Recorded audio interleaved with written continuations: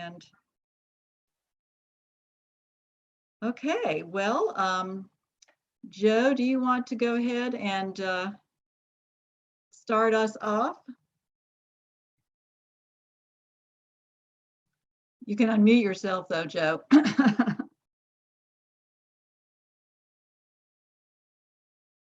Are you there, Joe? Let me, oops, not. Okay, Joe.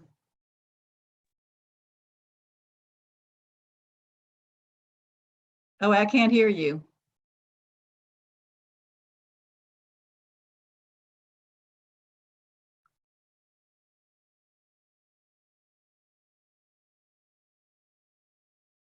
Check the volume on your laptop. It might be off.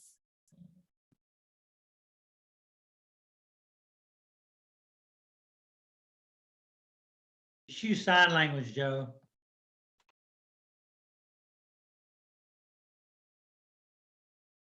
It looks like he's muted. No, he's not.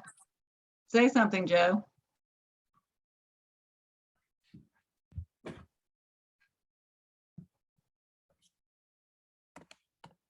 Okay, thank you everybody for being patient. There's always a glitch in a Zoom meeting.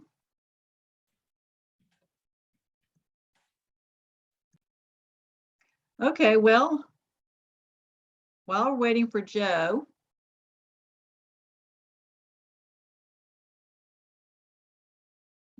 can you hear us, Joe? No, yes.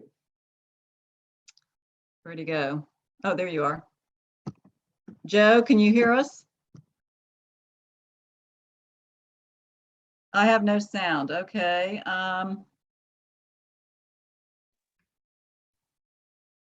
Try, say something. Can you hear us?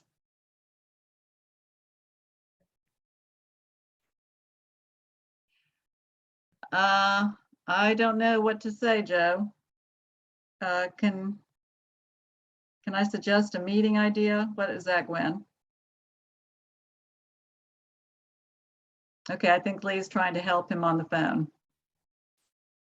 Okay, well, I'll tell you what, let's go ahead and transfer to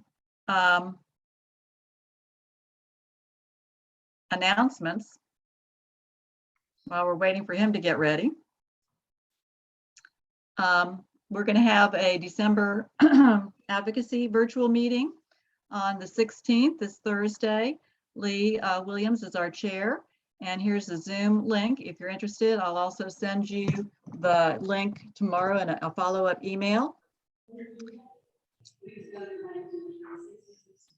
Do I hear Joe? Okay.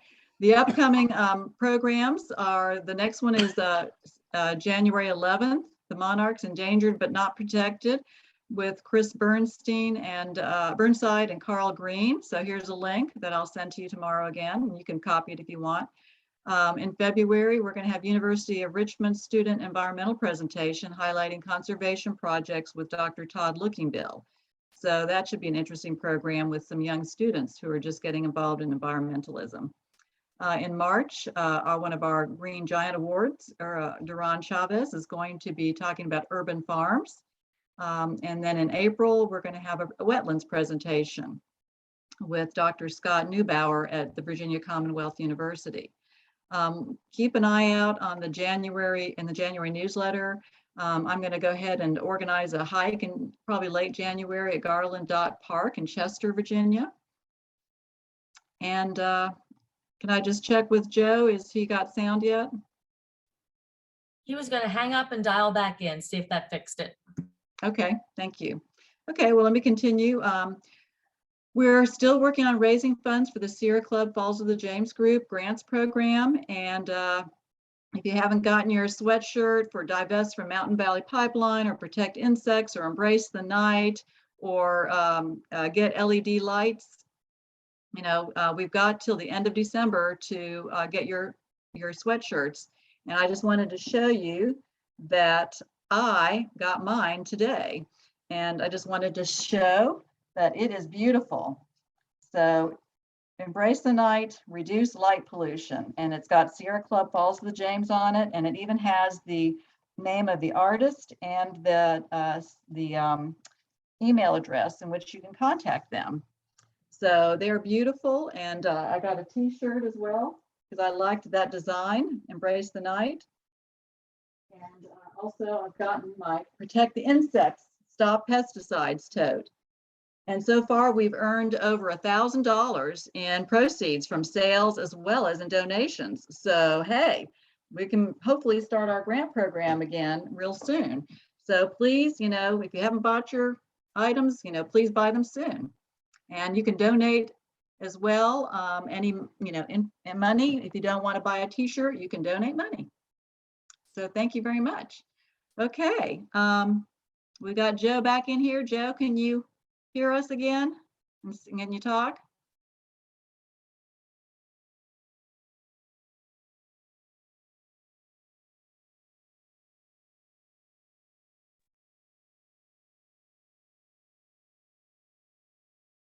Say something. Okay, well, I guess, Joe, you're just going to have to hold up and I'll do the reading then and introduce our guests, okay? I think Aileen was going to also introduce some guests. So I'll just go ahead and get started. We have 4 Green Giant awardees. The first one was Katherine Jordan, which we awarded back in October when she met with us. She spearheaded the emergency, the Richmond City climate emergency resolution, and so that passed overwhelmingly. So thank you, Katherine Jordan. Aileen, did you want to introduce our next awardee? That's Lavisha Rollins.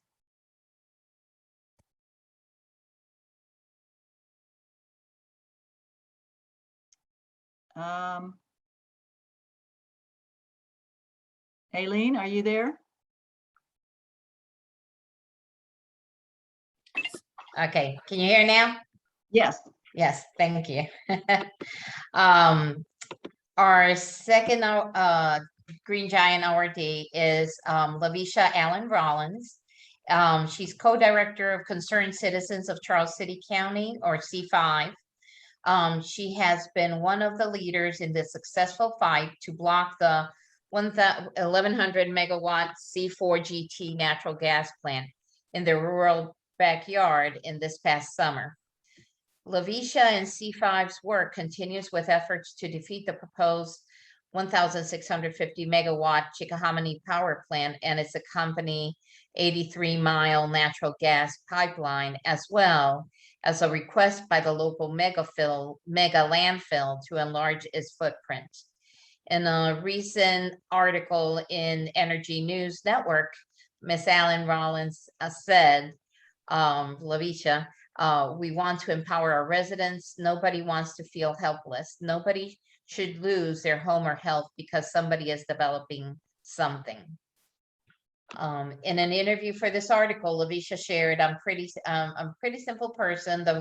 The reason I got involved was primarily because I was shocked that something like this would come in my small town. I think that, and we do have in the December newsletter a little bit more of the story of Lavisha. I rather that she tells her story rather than reading. I think that was a good introduction. So Lavisha, I'll let you talk and introduce yourself. Thank you, Aileen. First of all, thank everybody for attending today, and thank you for awarding me the Green Giant Award. It means a lot in this area that we're in. There's a lot of losses and not many gains. So when you are recognized, it does, you know, kind of help to kind of propel you to keep fighting. As Aileen said, this was brought to my attention 3 years ago when 2 large power plants, as well as the landfill expansion, was presented to my county that I'm from, Charles City County, and I just could not understand why they would put these things in a 1 mile vicinity of each other. It touched home when my father was diagnosed with heart failure and had to go on to live on a heart pump and then have a full heart transplant. And when we were trying to figure out how did his heart fail so quickly, we thought maybe it was from his past smoking history. The doctor said that that wasn't a main issue. It was an environmental factor. And the only thing that we could figure out that was something that changed in the course of his lifetime and of where we lived was that the landfill came in the late 90s. And so that's when I realized how important these types of environmental developments are. So C5 was formed out of that. However, as we got involved in the county, we started learning about all the complexities and things that our small county was dealing with. And we decided that we needed to do more. And so now we're trying to help people find jobs and help them to empower themselves so that in the future, these developments are deterred because our residents are empowered to speak up for themselves. So again, thank you for having me. If C5 can do anything to support the Sierra Club, Falls of the James, please let us know. And again, I thank you for having me and for the award.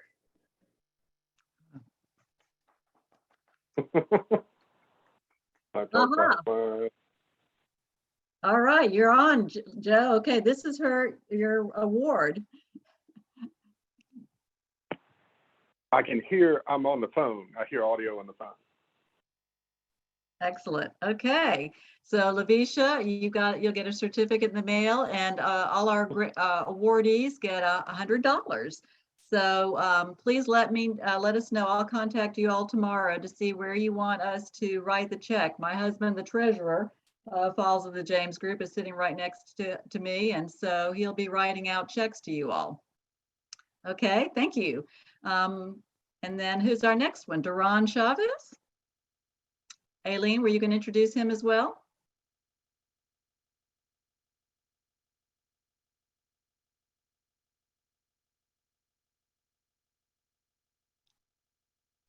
Aileen, you're muted. Sorry.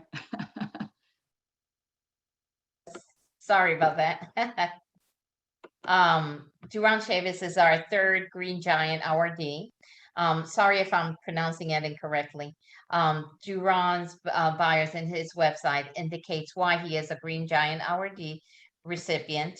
Duron started his career in community advocacy as a volunteer, then as an employee at the Black History Museum and Cultural Center of Virginia. While working there, he founded the highly acclaimed Happily Natural Day Festival as a grassroots effort to supplement the summer jazz concert that is held annually at the institution. The festival is a weekend-long experience that focuses on cultural awareness, health, wellness, and social change. Duron's bio is also in the December newsletter. I don't want to take a lot of time from him because I'd rather that he speaks. And I just wanted to say really quick, hi, Duron. We've spoken on email many times, and but now I actually met him, and he's done a wonderful job with the Rasalius Gardens, which we have talked about before. So, Duron, it's your turn. Thank you. Good evening, everybody. First of all, I just want to say thank you. I appreciate the opportunity to be recognized. Yeah, COVID's been a hot mess for a lot of us, and the work we've been doing over the last 2 years has been dedicated to ensuring that people have access to healthy food, in addition to ensuring that communities are climate resilient. In March, May 2020, I actually lost my job at Lewis Gannett Botanical Garden, and we ended up starting Happily Natural Day as a nonprofit.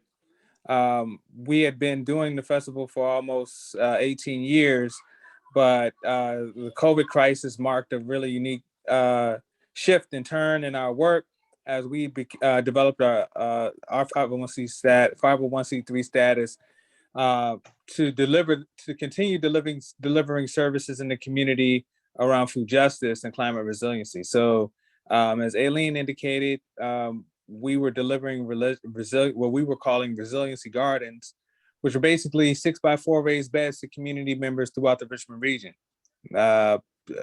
We ended up delivering over 400 boxes to community members to ensure that folks had access to healthy food, and also had an opportunity to engage in the therapeutic nature of what gardening brings. As a result of that work, we were invited to develop a huge demonstration at the corner of Broad and Belvedere at the Institute for Contemporary Art, where we installed 30 raised beds, almost 30 trees, murals, all to represent what could be done on vacant lots throughout the city.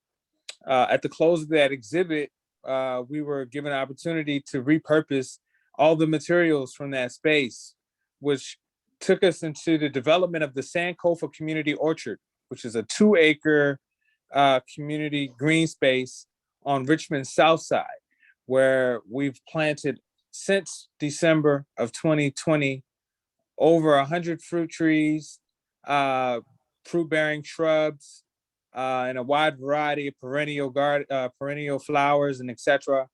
Not only to demonstrate what food justice can look like, but also what climate resiliency can look like. The space is bordered by Reedy Creek and serves as a stormwater management best practice, in addition to the fact that there's so much food that's will be available to community members in the future. We've also put benches and murals and art to also make sure that people have an opportunity to come and enjoy the space and sit and be able to reflect and engage in mindfulness exercise in nature right on the south side, as we know that there's been a lack of green space development on Richmond's south side since the south side, or that part of south side, was actually annexed back in the 70s. So your recognition is humbling, and we're honored, and we're thankful for the support that you have decided to give to our work. The name of the orchard is the Sankofa Community Orchard. And if you decide to go, the address is 309 Covington Road, right off of Midlothian Turnpike. And you can visit our website, thenaturalfestival.com, to tap in if you want to come out and support or be a part of the work. We're so open to all forms of engagement. If you want to be a partner, we would love it, and we're thankful for the continued support from the Sierra Club. Thank you all. I appreciate y'all. Thank you. We'll see you in March. Nice. Thank you. Thank you very much, Duron. And Joe's showing up. He's got his hand raised. Joe, can you say something so we can see your, there it is. Okay, there's your certificate, Duron. So I'll be in touch with you tomorrow to see where I can send your check. All right, and then last but not least, I'm going to present our last and fourth Green Giant awardee. That's Bob Argabright. Okay, I've had the pleasure of working with Bob for the last almost 6 years, I believe, as Daryl Downing started the connections with Bob, and we got together, and a number of us have continued to come out usually one day a month to work in the garden and create a garden from basically overgrown area. And I'll let Bob talk a little bit more about that. But anyway, Mr. Bob Argabright, is also known as Mr. Bob, has masterful organizational skills, genuine charm, and tireless energy.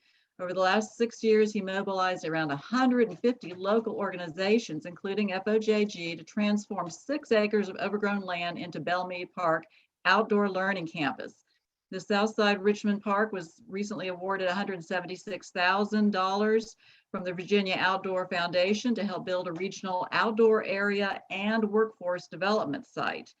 The park has a rain, wildflower, and memorial garden, and there's an area dedicated to exploring and playing in nature, and children can learn how to grow food and garden in the youth vegetable garden, which provides a compost and worm bin, mushroom nursery logs, purple martin bird houses, a beehive, and a wildlife hotel.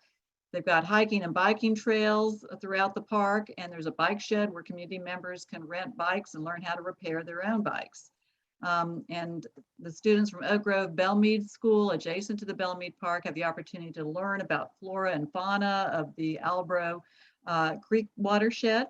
And these students learn about the watershed through immersion, collecting water samples, conducting water quality testing, and seining for invertebrates.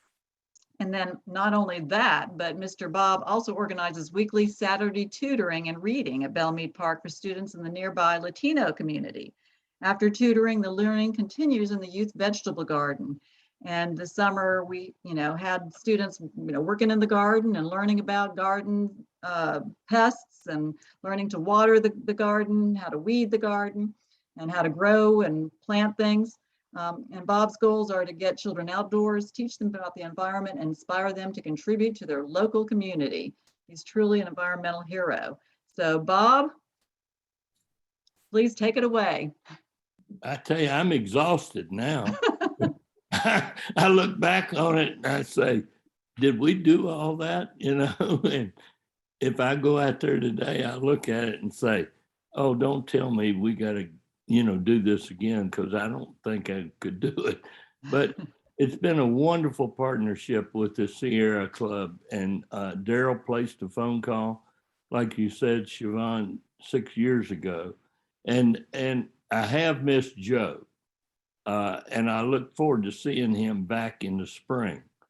But the sole purpose of developing the 7 acres, it was located right next to the Oak Grove Belmead Elementary School.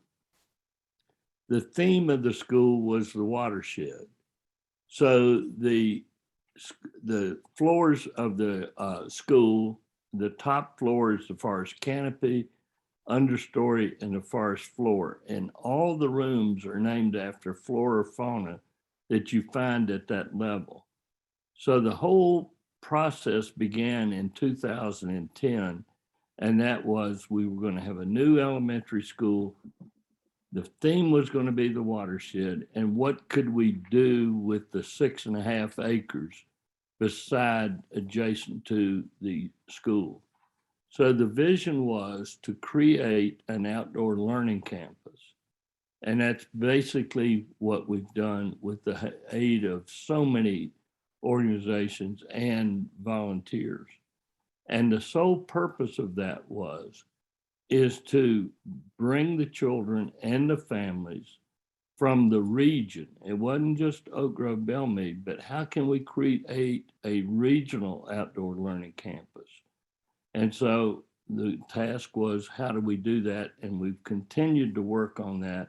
And now we're in a process of the last features we have to develop are our woodland garden, which will be mostly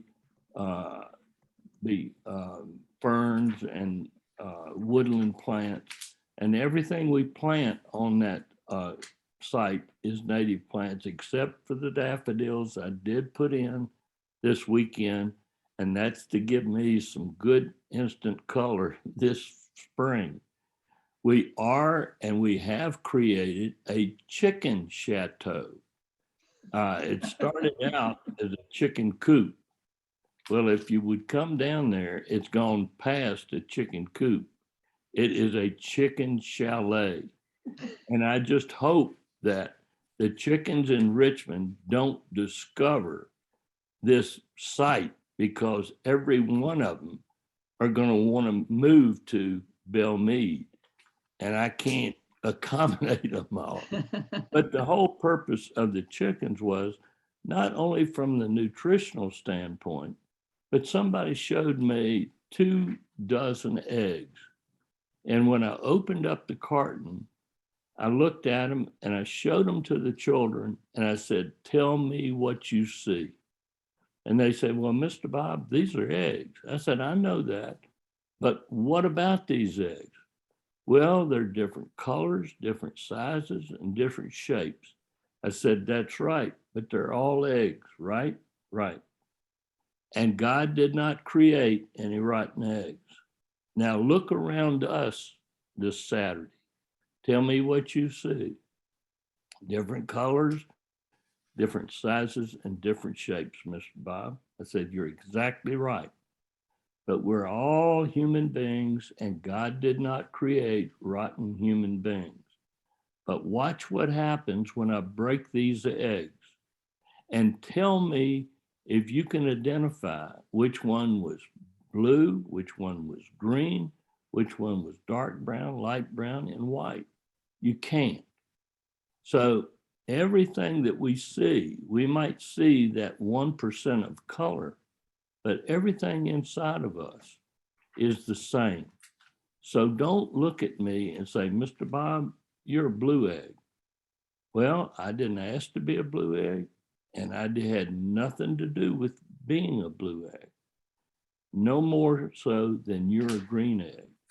So we try to use the site not only from a standpoint of educating the children from an environmental standpoint and an outdoor standpoint, but from a life skill and moral standpoint as well. That's important to me as how we grow vegetables, is how we educate the children to look at each other as the same.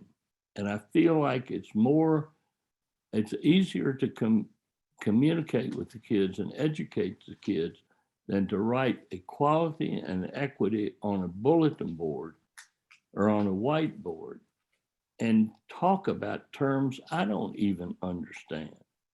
So thanks to the Sierra Club, thank you for the recognition. And only thing I would ask you, if you want to visit the most beautiful outdoor learning campus in the state of Virginia, please come and join Shavon. And I know it's going to be Joe, and Daryl is a faithful supporter, but we welcome all of you to the outdoor community and also meet our absolutely wonderful children.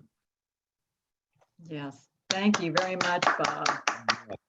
You're welcome. So much. And Joe, say something, Joe, so we can see your screen. Oh, okay. He's got the certificate there for you, Bob. So we'll send that out to you too. Thank you. Thank you very much. All right. And I know there might have been some questions for any of our big Green Giant awardees.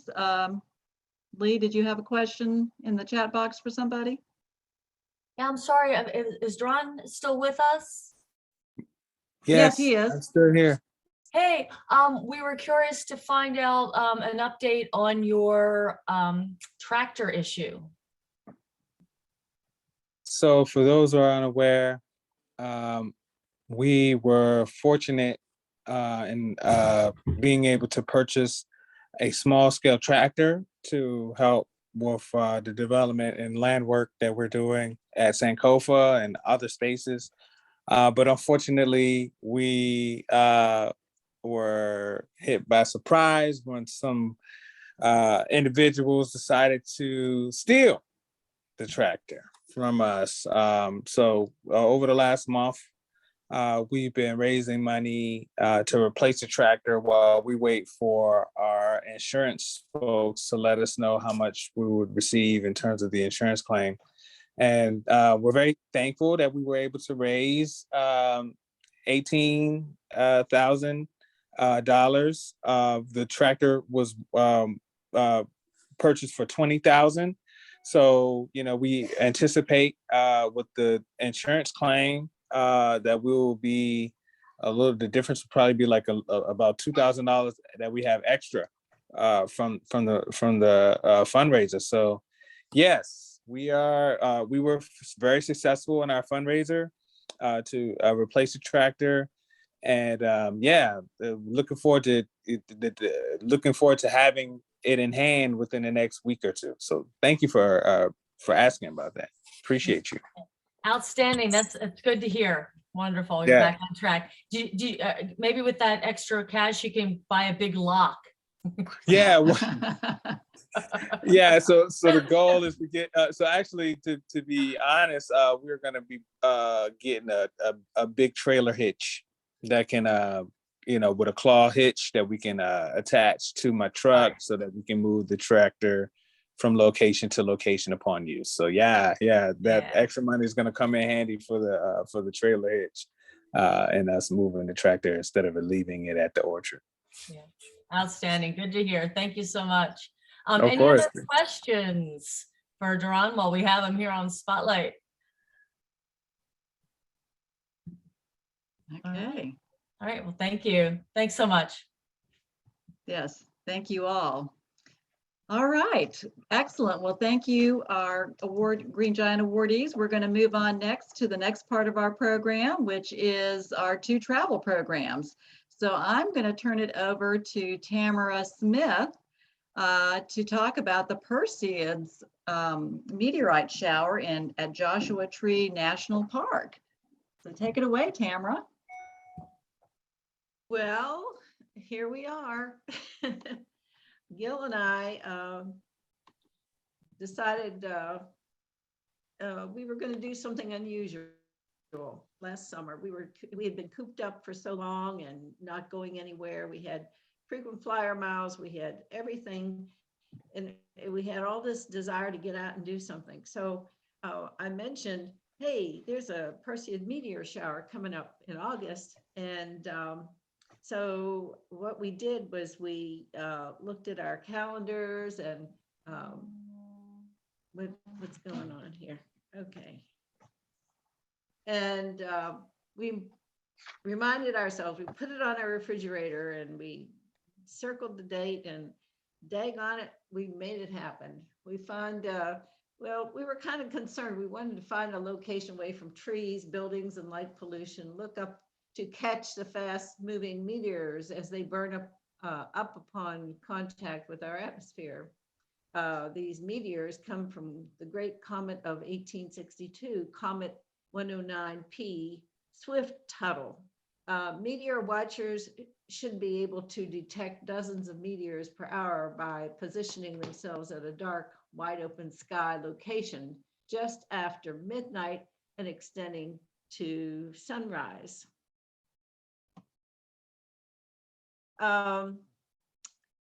Here is what on the right is what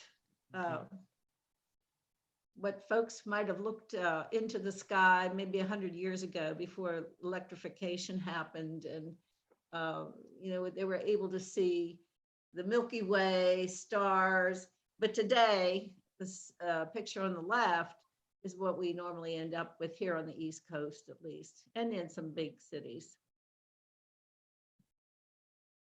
Okay, so if you're going to look at meteors, it requires a dark sky with no moon.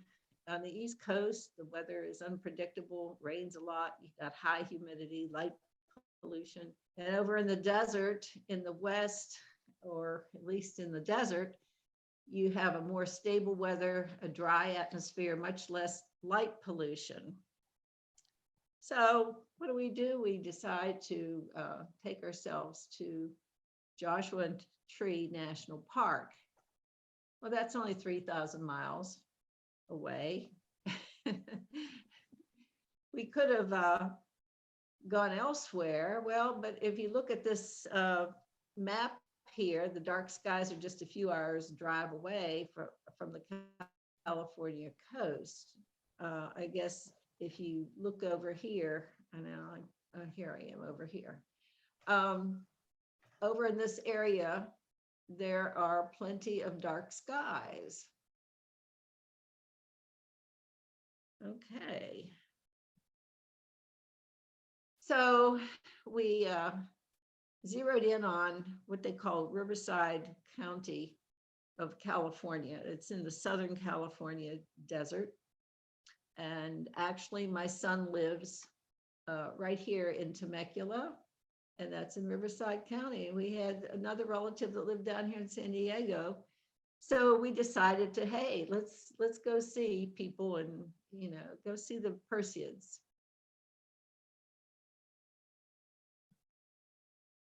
So we got there and looked at the map, and up here, you can see Temecula is where my son lives, and San Diego Escondido is where Gil's brother lives.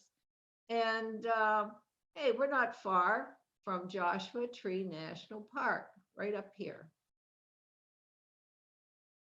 So we took some back roads and we got there and got on Route 62 and traveled up there, Yucca Valley. Let me see what else we got here.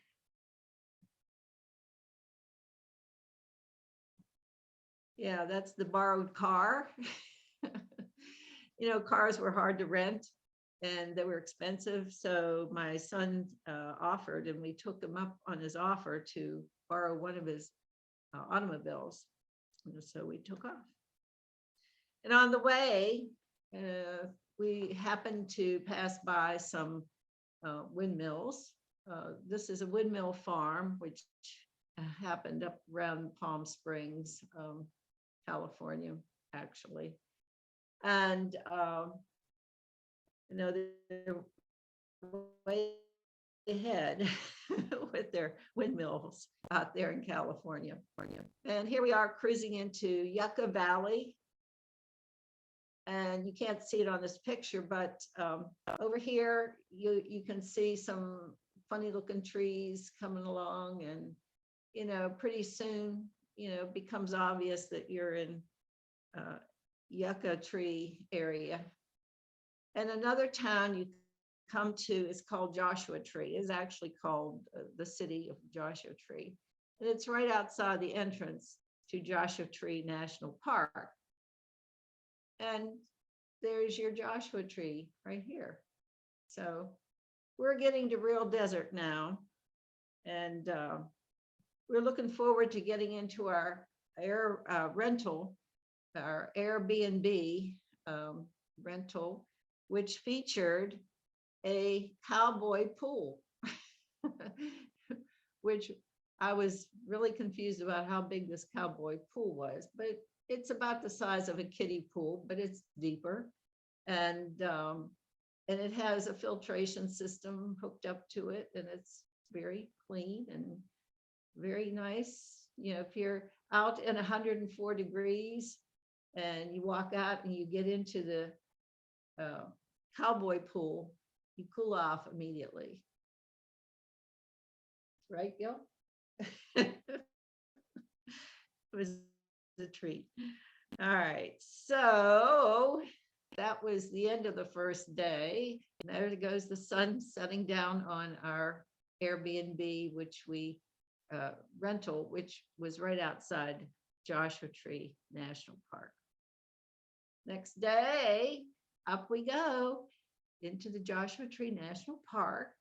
And, you know, it was quite a treat to see that. And the two distinct, it's located where two distinct desert ecosystems, the Mojave and the Colorado deserts, come together, and they come at, right there at Joshua Tree National Park.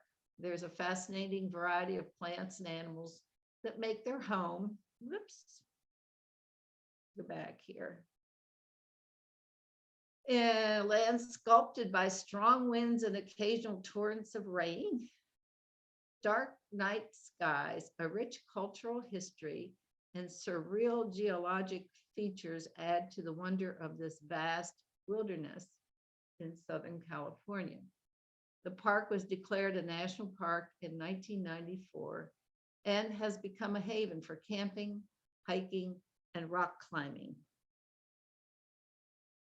So we entered the park with my senior pass. Otherwise, it would be a $30 charge to get into the park. And when you get in there, you're on a street which is surrounded by vegetation and Joshua trees and a gritty, sandy surface throughout, and all kinds of, you know, unusual trees, I guess you would call them. But it's just remarkable. not like nothing else you've ever seen. Make a suggestion. What? You look here, we'll be looking at the people. Oh, okay. So try to use this instead Okay. of that. All right. That way you make. All right. I see you. Okay. I don't know that anybody's looking. at me, though. Just They're in looking case. at they're supposed to be looking at the pictures, right? So here we are. This is a Joshua tree. And you notice that there's a park bench here. And remember, this is in the middle of August. It was 97 degrees. You don't have too many people walking around the park. Just a few of us, strangers. And so getting on here, let's see. There is a very young yucca tree. Some more park area, and you notice that the car is parked under a yucca tree for shade. Joshua trees are members of the yucca family called yucca, and it's called a yucca brevifolia. Joshua trees got their names from the early Mormons who imagined that the limbs of the tree were the Joshua's outstretched arms of supplication, guiding them westward.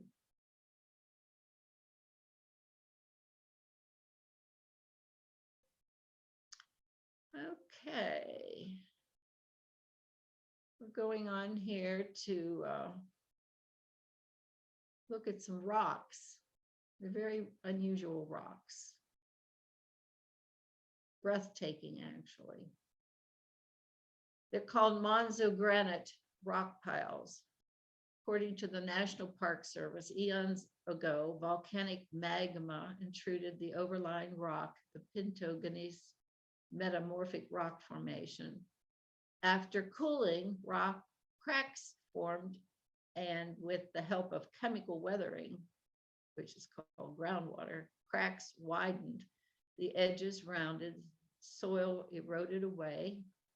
These boulders are also known as Insulbergs. And these were all over the park.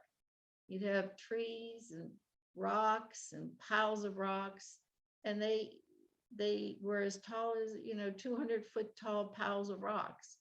And you wouldn't realize that you were, who put these here? How'd they get there? So there's a Monzo granite rock pile coming up here. All right. So this is what you get with Joshua Tree National Park. You get all these rocks. They were really famous. This was a wild territory, I tell you. And there's a Joshua tree with a pile of rocks behind it. And there's Gil and Tamara with a pile of rocks behind them. And here's a picnic bench. A great way to see the meteorites is to camp in the park, then lay on the ground.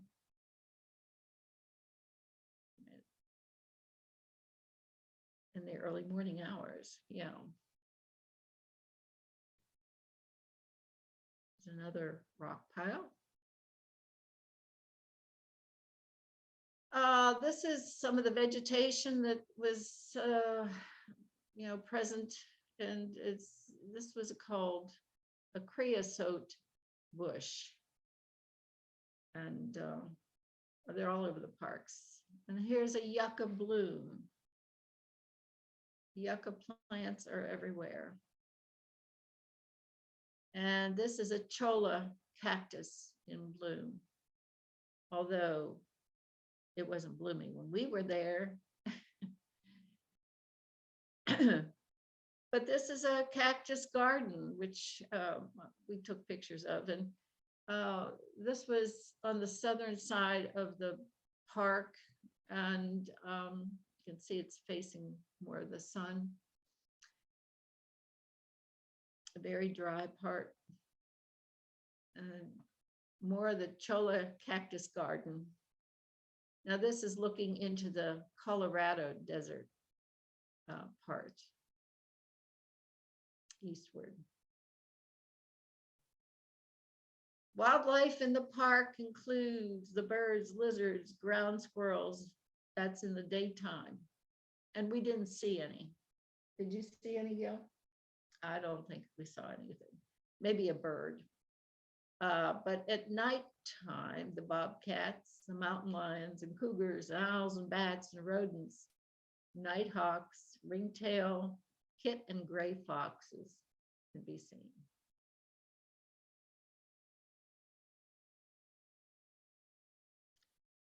And there's one last look at us.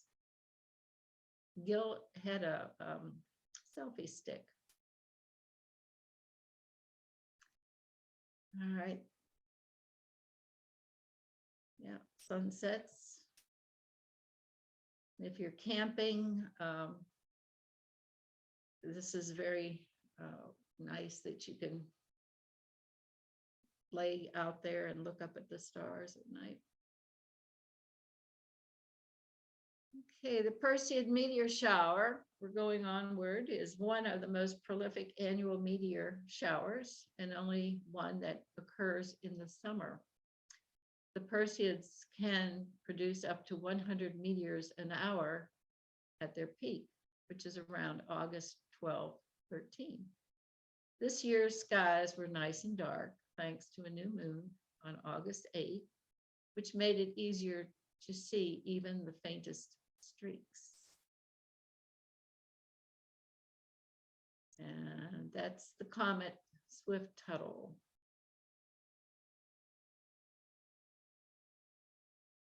Picture of them anyway. The Perseids are associated with the comet Swift-Tuttle, whose elliptical orbit crosses with Earth's orbit annually in late summer.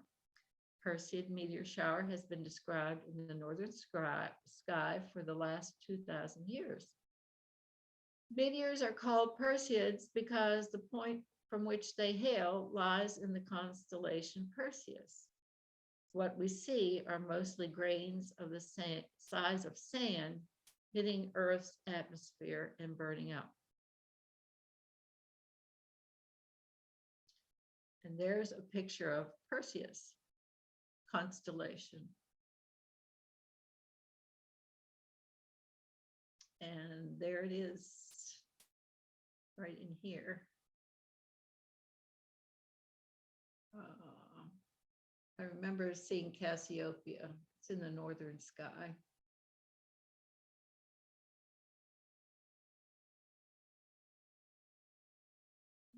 Okay.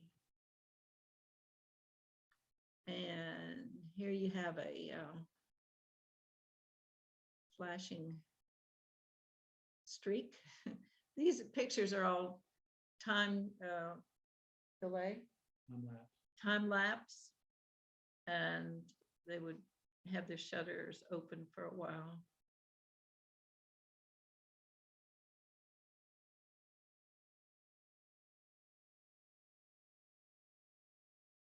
One other thing that can be seen in the clear sky, which we can't see around here, is the Milky Way. And so in the midst of the Milky Way, we can have meteors flashing by too. And we did see the Milky Way.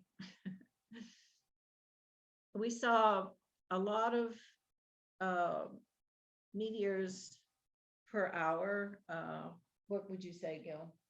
So 2 or 3 a minute. 2 or 3 per minute. And it was a good showing.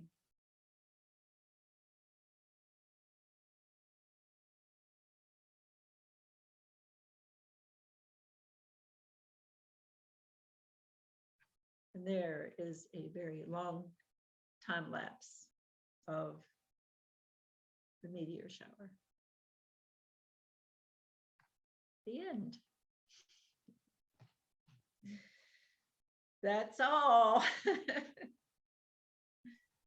Thank you very much, Tamara. That was great. I bet that was fascinating. All right. Yeah, I was And- really fascinated. I was blown away. I'm still blown away by the appearance of the place. I don't know if you were. That's amazing. Well, does anybody have any questions for Tamara and Gil about their trip? And were any of them particularly spectacular streaks across the sky?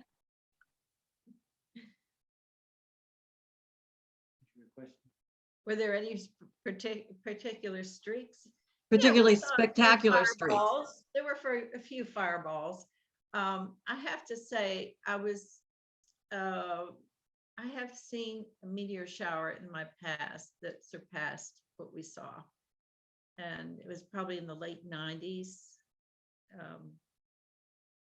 And it was just fantastic. I mean, there were fireballs coming out of the sky. And it was only up in Hanover County.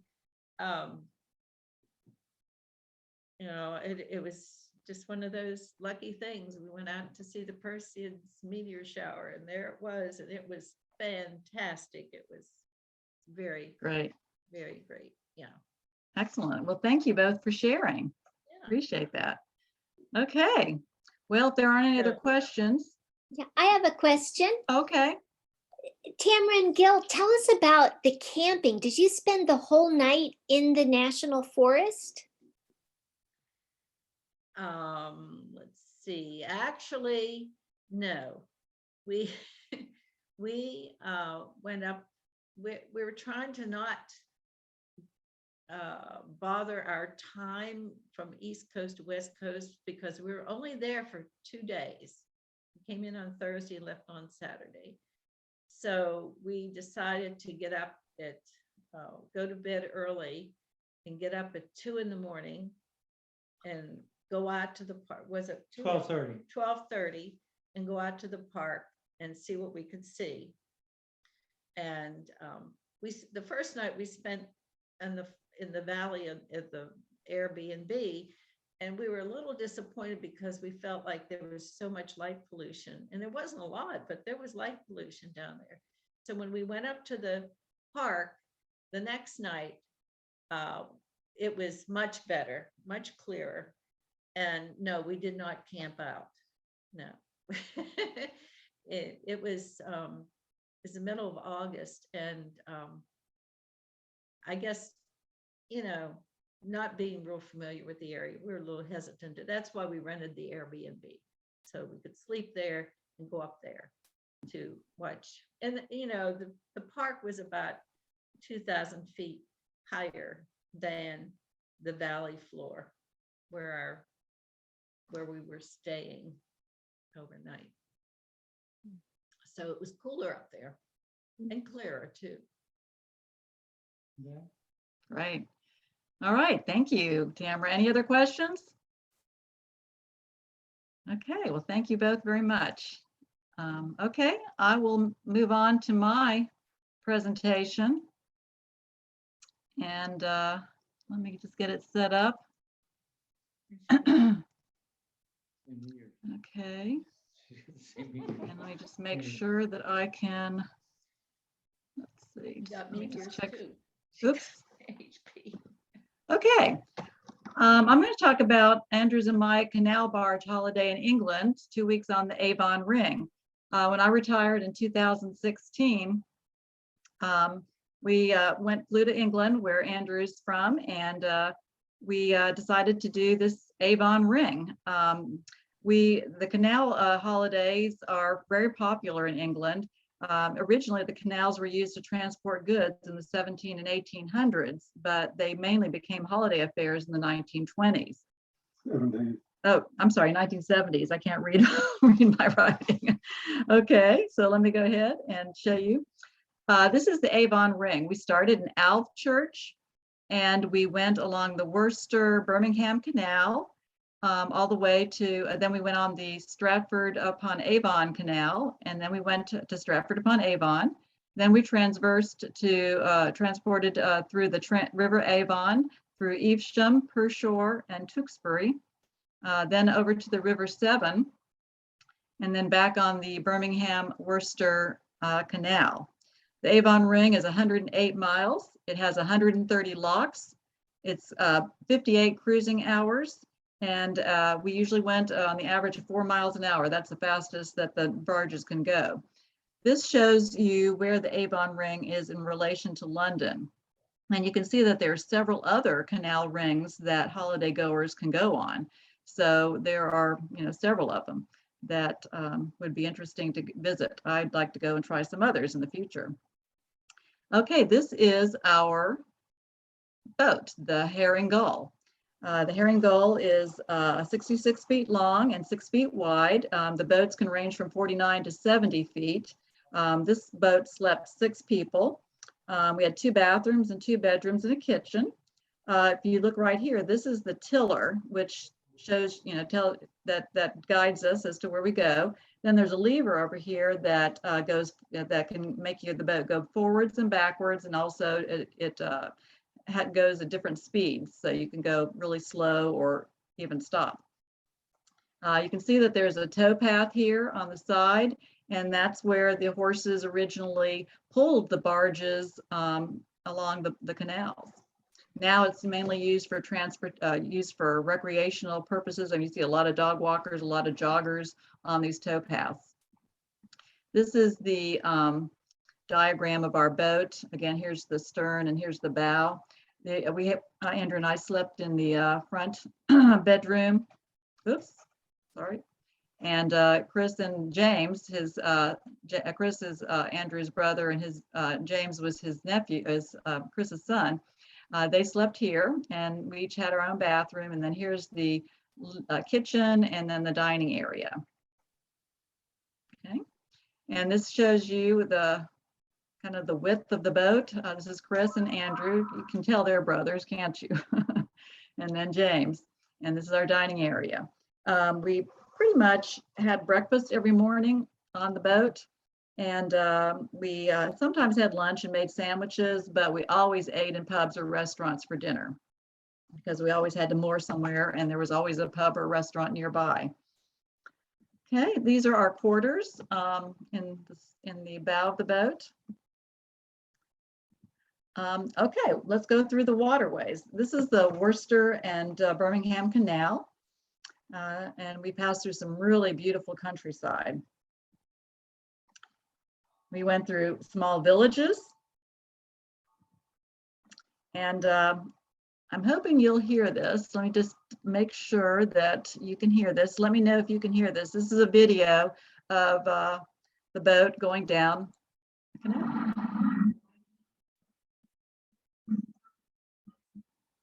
Sorry. Oops, hold on. Oops, sorry, I skipped, hit the wrong button. Okay, here we go again.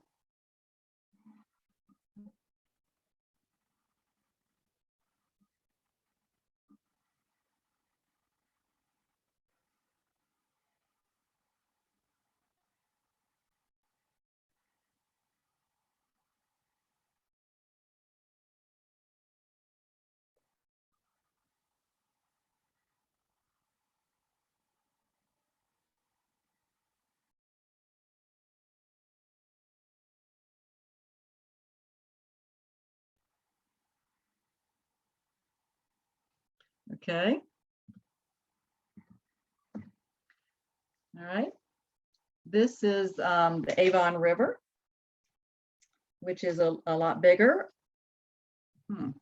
I learned how to drive. Initially, Andrew and Chris did all the driving, but I finally learned how to drive. Unfortunately, I crashed into a medieval bridge, but luckily we all survived. Thank goodness you're only going 4 miles an hour. Okay.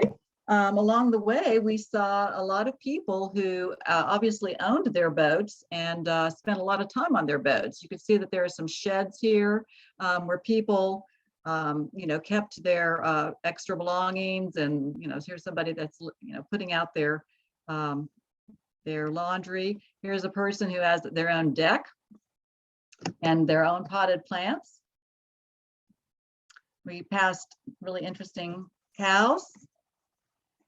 We saw an Italian man rowing his gondola all the way to the Thames.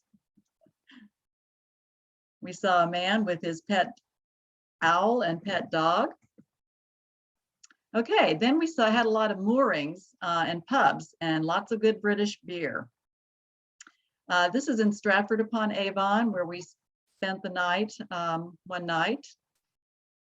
And Chris did really well in backing up. Here's another mooring where we were out in the countryside. And then we moored here one night across from a pub where we went for dinner. And of course, we enjoyed all the good British beer in the pubs. We had a couple of really nice days where it was nice and warm. Okay, then we saw a number of different sites. This is just one of the many, I don't know why it's going fast. This is one of the many churches that we saw. Another ancient church. This was the oldest, oops, hold on. Why is it going so fast? Okay. Okay. Anyway, this was, sorry, it's going too fast. This was a inn that started, that was as old as the 1300s. You could get your own horse-drawn funeral. Here's Tewkesbury Cathedral. This was a path that we went along to see an old church here. I really like this ducks at play, and I like the signs for no fouling. This was Mary Arden's house. This was Shakespeare's mother's house.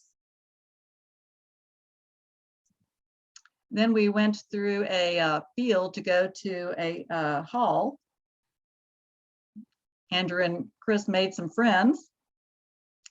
Then we stopped at a museum that was an old buildings museum where we saw this windmill. So that was really interesting. This is back in Stratford-upon-Avon, and this was a garden that was created for Shakespeare. This was the house of Shakespeare's daughter and her husband, who was a doctor. Okay, then we stopped through a number of tunnels, aqueducts, and locks. Here we are about to go through a tunnel. And we went under bridges. Oops, we had to pull up this bridge in order to get through. And this is James lifting it, and then we had to put it back down once we passed through. Oops. This was a swinging bridge that we had to move to get in and out of the lock. Okay, and then we had several aqueducts that we went over. This is a small aqueduct. Here we're being escorted by a mallard. Oops. And then here's the one angle of the aqueduct, one of the aqueducts we went on. And then this next one I'm going to show you is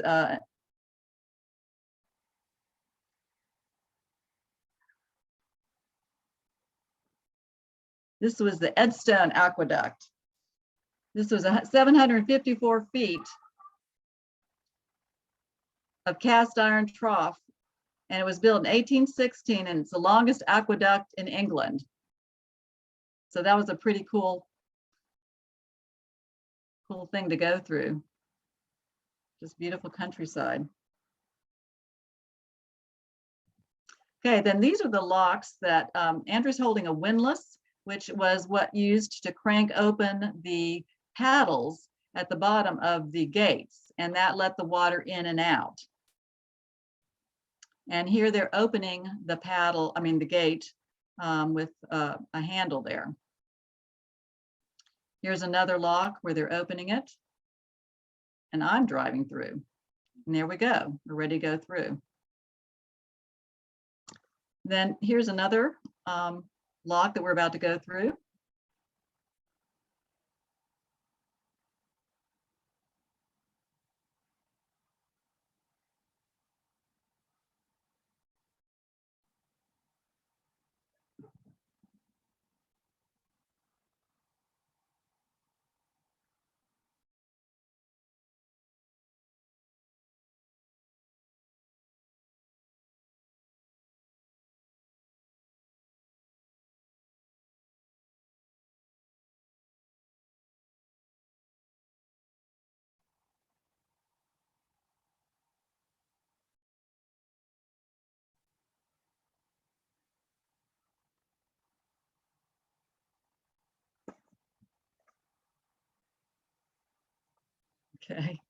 Okay, here's another lock that we were in. We went through locks in towns. This was a diamond-shaped lock that was on the Avon River. This was the first big lock that we went through on the Avon River, and we had to put a rope around these posts right here in order to hold the boat steady so that it wouldn't rock back and forth and bump against the sides of the lock when the water was rushing in or either going out. This is the biggest lock that we went through. This is the Worcester lock, and this was manned by a lockmaster because and we had to pay money to go through it. And then this is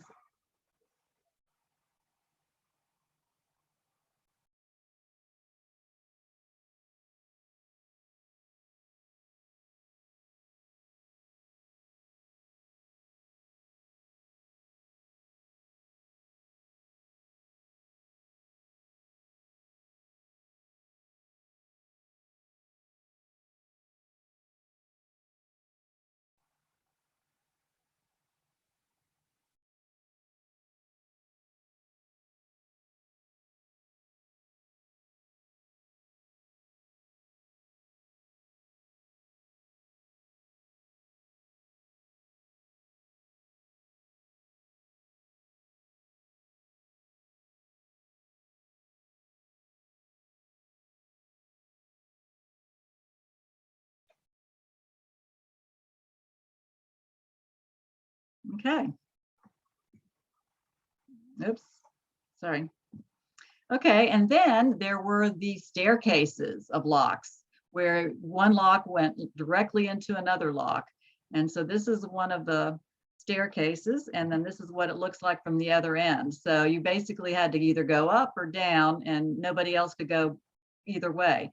This is another lock where you can see a pool between the locks so that you could, if a boat came one direction and one that came from another direction, they could kind of hang out and decide which one it was going to go next. Luckily, because we went in September, there was not a huge amount of traffic, but in high season, you might have to wait, quite a long time to get through these locks because there's traffic going in both directions. And then this is the last flight of locks. Was the last day. We went through 30 locks that were spread over 2 1/4 miles on the Worcester and Birmingham Canal. And that we were going up the flight. So it was about 219 feet in total elevation that we went up. And so Andrew and Chris and I took turns manning the locks and the boat. I think we would do like five locks where they would work on the locks and I would drive, and then Andrew would take turns, and then Chris would take turns so that we all weren't too exhausted. But that was quite the long day. And you really build up some muscles cranking up those paddles and those gates. So anyway, it was a wonderful trip, and I really recommend it for anybody who is adventurous and would be interested in doing something like that. Does anybody have any questions?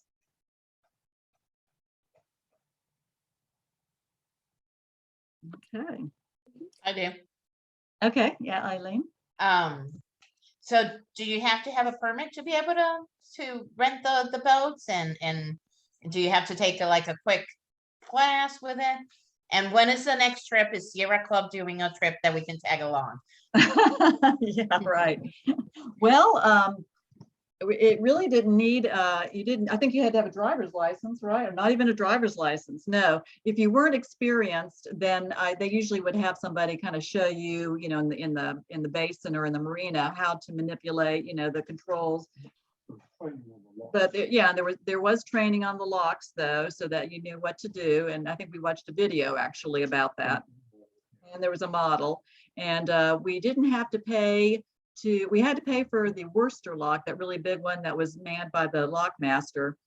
And we had to pay, I think, to get on the Avon River, but otherwise we didn't have to pay, to traverse these canals. So yeah, it was really interesting and exciting. And Andrew and his brother had done a number of trips when they were growing up. And then Chris has done some since then with with his family. So they were pretty experienced and I was the novice, but hey, it was fun. And once you got the hang of it, it wasn't that hard. So yeah. Yes, Anne? How much did you go up and down each one of these, especially those stair step locks? How much each lock did you go up and down? About 10 feet typically. 10 feet, okay. And even the big one, you had a picture of the big one too. It looked much deeper. Yeah, probably a 20-foot drop, Andrew said. Yeah. Yeah, and they go pretty quickly. I mean, you don't have to wait long for those locks to fill up or to empty. You didn't have to tie up on any of them except the big one? Just, the bigger ones. Once we got on the river, Avon and the Severn River, we had to tie up whenever we went those locks because they were much bigger. And yeah, so, but otherwise for the small ones, you just kind of bump in there and you just, you don't have really anywhere to go. And you just hold it, as the water rushes in, you can just hold it on the motor of the boat. Yeah, you just takes a little practice. Say again? You can, yeah, when you go in, when the water's filling, it tends to wash the boat backwards. So you just keep the boat just with a little bit of the engine, just to keep it pushing against the nudging against the front gate. It just takes a little bit of finesse, a little bit of practice. Yeah. Yeah, fascinating. That was really interesting. Good. Thank you, Anne. Okay. Anybody else have any questions? Yeah, the passageways were so narrow. Was it hard to steer the boat through those narrow areas? Well, you kind of get the hang of it. I mean, you're not going too fast and you can go slower and you might bang against some of the bridges or the tunnels, but you're not going that fast so that you really don't destroy anything. We did get stuck one time though. We were we were making a turn into a marina because we needed to flush our tanks because our toilets were all full. So we got stuck. And we had to get one of the men that worked in the marina to come out and unwedge us. I don't know how they did. How did they do that? I think he had a pole and he just kind of, He's done this for other people. Yeah. So that was one of the trials and tribulations of our trip and having to go. But we would also have to stop periodically to get more water. We didn't need to get any diesel though, because they gave us enough diesel to get through the whole trip. But we did have to stop and replenish our water supplies. But yeah, it was fun. All right. Any other questions, anybody? Oh, how was the British pub food? Ralph asks. Pretty good. I mean, we had some really interesting restaurants. Not all of them were British pubs. There were a lot of restaurants. We had Indian food. We had, we didn't exclusively always have English food because they have quite a variety of restaurants now. And so we ate very well. I mean, we had some gourmet dinners, let's just put it that way, in some of the restaurants. So it was very nice. Okay. It looked like there was a little kitchen in the boat. Yes, there was. We did, we made some sandwiches, but we didn't do any cooking. Yeah, we just did breakfast usually in there. Were you the only ones in the boat?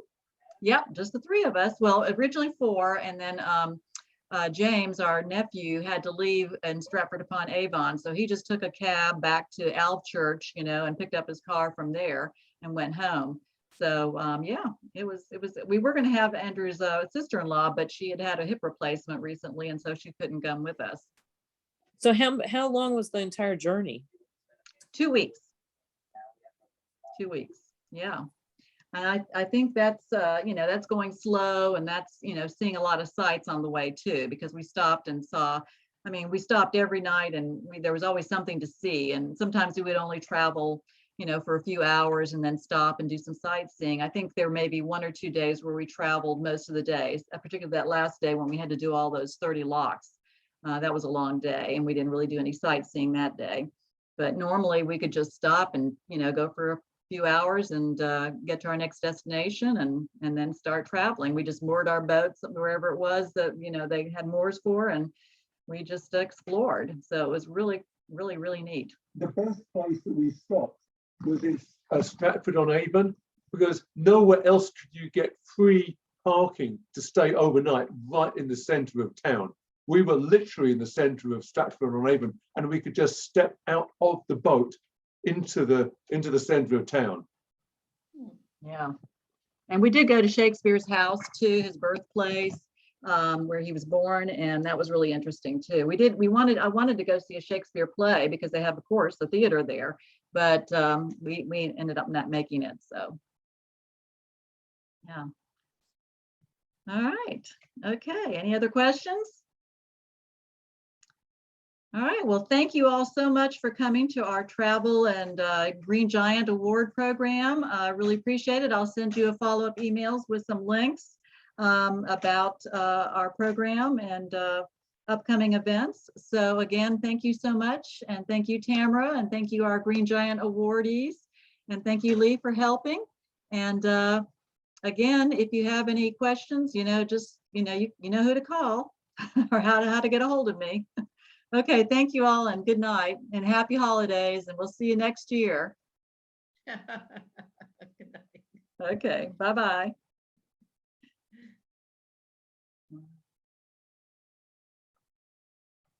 Probably be